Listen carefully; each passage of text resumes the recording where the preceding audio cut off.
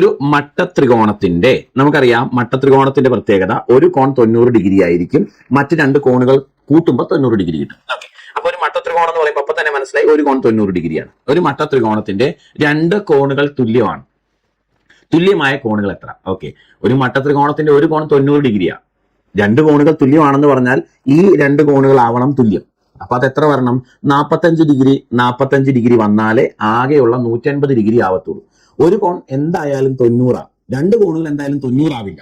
അപ്പം ഒരു കോൺ 90 ഡിഗ്രിയാണ്, ബാക്കി രണ്ട് കോണുകൾ തുല്യമാണെന്ന് പറഞ്ഞാൽ ഈ രണ്ട് കോണുകൾ ആവണം തുല്യം. അത് കൂട്ടുമ്പോൾ 90 ഡിഗ്രി വരികയും ചെയ്യണം, എങ്കിലേ ആകെ 180 വരത്തുള്ളൂ. അപ്പൊ ഈ ബാക്കി രണ്ട് കോണുകൾ 45 ഡിഗ്രി വീതമായിരിക്കണം. അപ്പൊ ഈ ചോദ്യത്തിന്റെ ആൻസർ നമുക്ക് കിട്ടുന്നത് 45 ഡിഗ്രി എന്നാണ്. ഓപ്ഷൻ ഡി ആണ് കറക്റ്റ് ഉത്തരം. അതെ, ഒരു കാര്യം പറഞ്ഞോട്ടെ, നിങ്ങൾ കാപ്പൻസ് ലേണിംഗ് സൊല്യൂഷൻ എന്ന യൂട്യൂബ് ചാനൽ സബ്സ്ക്രൈബ് ചെയ്തിട്ടില്ലെങ്കിൽ വേഗം സബ്സ്ക്രൈബ് ചെയ്തു. മാത്സുമായി ബന്ധപ്പെട്ട PSC പരീക്ഷകളെ ഫുൾ മാത്സിന്റെ കണ്ടന്റുകൾ നമ്മൾ അപ്ഡേറ്റ് ചെയ്യുന്നതാണ്. നമ്മുടെ പ്ലേലിസ്റ്റ് എടുത്തൊന്ന് നോക്കിക്കുക. അതിൻ്റെ അകത്ത് ഓരോ എക്സാമിനും സെപ്പറേറ്റ് പ്ലേലിസ്റ്റുകളുണ്ട്. അതിലെ ക്ലാസ്സുകൾ വൃത്തിയായിട്ട് കണ്ടാൽ മാത്സിന് മുഴുവൻ മാർക്ക് ഉറപ്പാണ്. ഇനി ടെലഗ്രാം ചാനൽ ജോസ് കാപ്പൻ എന്ന പേരിലുണ്ട്, അതിൽ ജോയിൻ ചെയ്യുക. നമ്മൾ ഇടുന്ന ക്ലാസ്സുകളുടെ അപ്ഡേഷൻസ് മിസ്സാവാതിരിക്കും. JOSCKAPPEN എന്ന് ടെലഗ്രാമിൽ ക്യാപിറ്റൽ ലെറ്ററിൽ സെർച്ച് ചെയ്താൽ മതി, ചാനൽ കിട്ടും, ജോയിൻ ചെയ്യുക. അപ്പോൾ ബൈ ബൈ.